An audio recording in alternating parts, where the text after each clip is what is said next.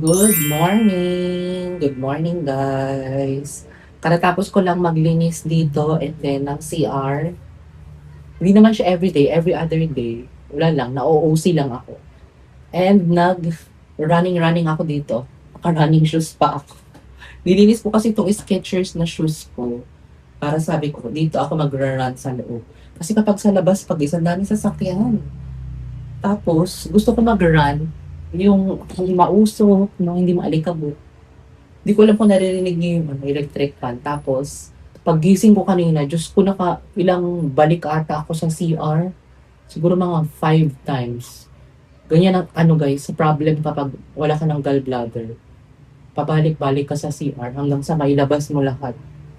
And 2 glass of water ako pagkagising ko, and then nag-turmeric turmeric tea.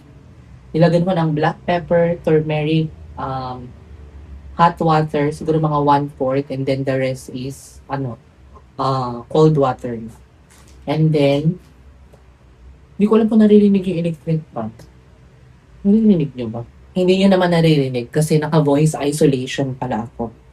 And mag-Milo tayo na may decaf coffee to. And then yung monk fruit sugar. And gusto ko sana mag-boiled egg pero tinatamad na ako. O skyflakes na lang ako at saka fita. Pinapanood ko yung vlog ng The Zigs.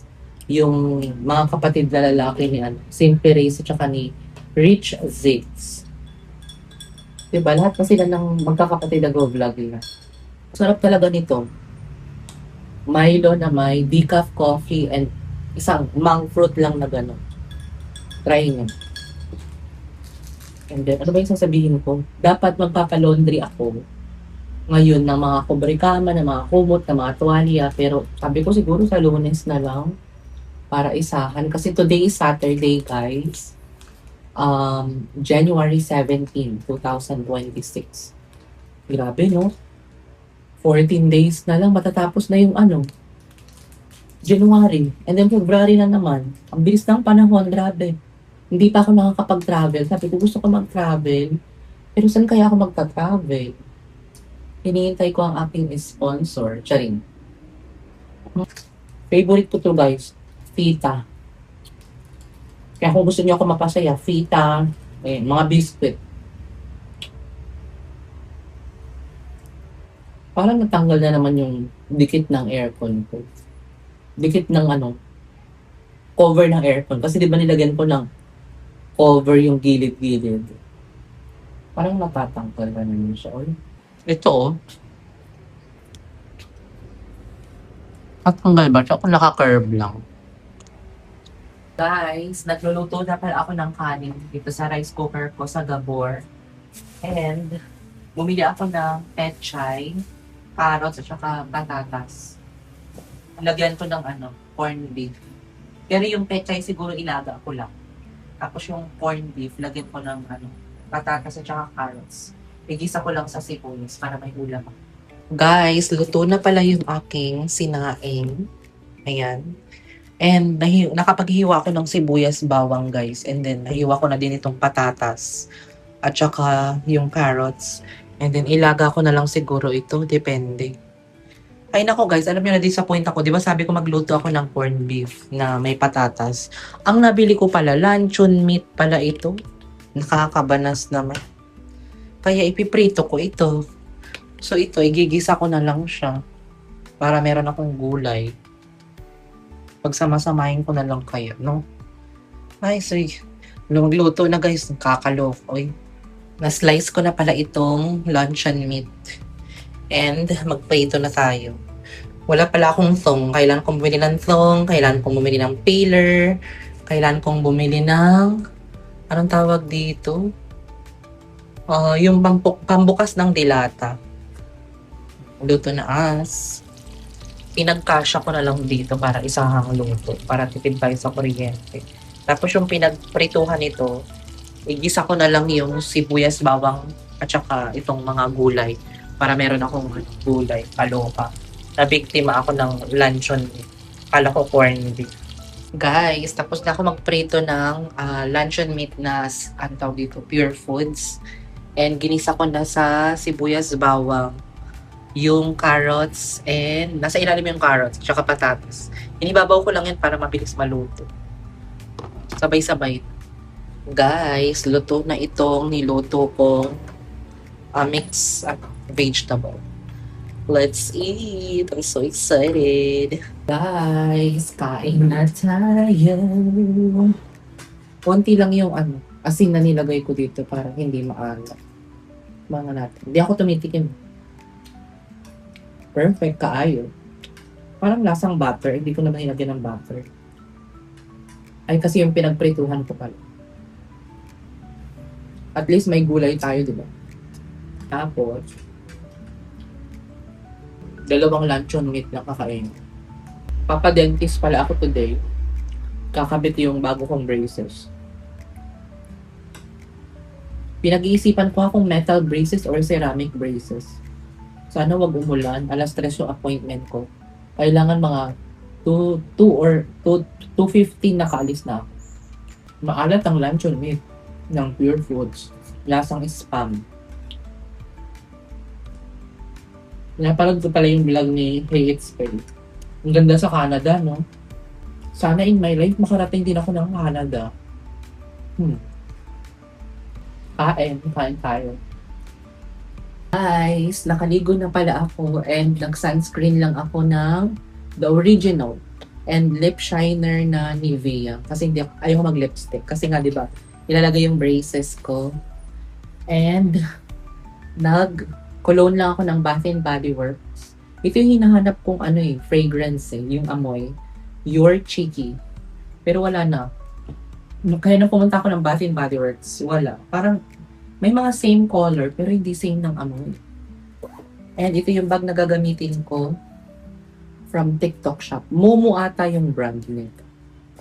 And yung t-shirt ko guys is from H&M. And pants from H&M. Tapos lang ako, sandals yung nabili ko sa TikTok shop. And mga accessories lang. Diba? And nanonood kasi ako ng Netflix. Napatapos ko yung His and Hers, Kaloka. Nakakalokang movie. Kung gusto niyo panoorin guys, watch nyo na. Maganda yung plot twist niya. So yun, alis na din ako maya-maya guys. Hindi ko napatuyuin yung buhok ko kasi nga, on the way siguro doon maboblow dry na sa jeep. Jeep lang naman ako. 3 pa naman yung appointment ko, pero 2:15 alis na ako dito kasi maglalakad pa ako ng konti going sa dental clinic. So guys, walking na pala ako going sa dentist. Dito pala yan sa One San Miguel. Dito ako dati naglalakad going sa office namin sa Teleperformance. Well, abisado ko pala this place.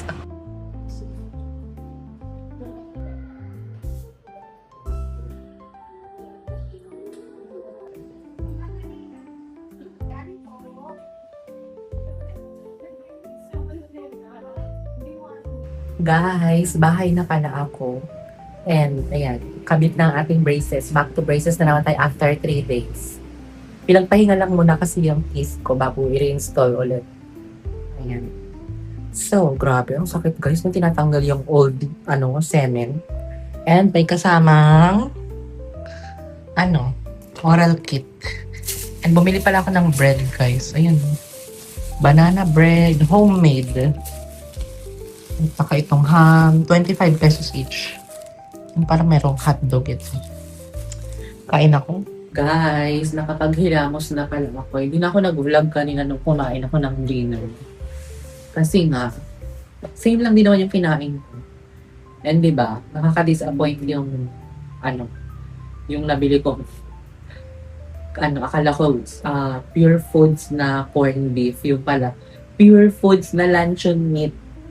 Kaya ang ending, luncheon meat ang lunch and dinner natin. Pero so far so good. Masarap yung gulay na niluto ko, yung may pechay, carrots, and then patatas. And then parang nangangati ako. Dito part. Hindi ko alam kung bakit. Kanina pagdating ko, parang makati. Tapos nakapag-nap din ako after kong kumain ng dinner. Grabe, parang antok na antok ako. Nung nasa dentist ako, nililinis yung ngipin ko, parang nararamdaman ko, humihilik ako guys, nakakaloka. And yung kati-kati ko pala, nilalagyan ko ng Zodaifu. Kaya hindi ito mawawala sa aking, ano, bag. And nag-lip shiner lang ako ng Nivea kasi nagda-dry yung lips ko. Every time na nagpapa-adjust ako ng braces, nagda-dry yung lips ko. Siguro, ewan, nababanat siguro yung lips. And so far, so good ang aking braces. And nagda-dry yung face ko. Buti na lang hindi ko pinamigay ito. Kasi meron akong binili ako sa TikTok shop. Ang brand is Hager Baby Rice Pure Baby Lotion. Pwede siya sa face. So yun yung nilagay ko. Kasi may parang kati-kati din ako dito. Tsaka parang dry yung face ko. So ito gagamitin ko siya for 1 week. Meron pa naman akong isang stock na ganito. Hindi ko pa nabuksan. And moisturizer. Kailangan ko ng moisturizer. And I'm so happy kasi na-accomplish ko yung pagpapabrace ko ngayon. Kasi nga, inulit back to, zero yung braces ko. Parang, start ulit. So, parang yung manipis na wire. Then, after 6 months, papalitan ng makapal na wire. Pero, after 1 week, lalagyan na ako ng buccal tube and then molar band. Pero, kailan kaya? Baka sabi ng doctor kasi, ng dentist, next week. Ano next week? Next Saturday? Kasi Saturday ngayon, di ba? January 17. My God, napakabilis ng panahon, guys. Maiksi lang yung vlog natin, guys. I hope you understand. Kasi wala pa akong internet. Hindi pa nakabit kasi nga walang abang daw yung linya ng internet. So, hindi pa nakabit yung Globe fiber natin. So, yun lang ating vlog, guys. Ang movie na pinanood ko pala is yung His and Hers. Napatapos ko yun. And ngayon, ang pinapatapos ko na series is Korean series, Last Summer sa Netflix. So yun. Episode 9. Hanggang 12 lang yun. So, meron pa akong ako. So yun lang guys, end ko na yung vlog. Thank you guys for watching. Please like, share, and subscribe to my YouTube channel and turn on the notification bell para updated kayo sa bagong vlog na i-upload ko. Bye, good night. God bless us all. Keep safe. Bye. End ko na yung vlog.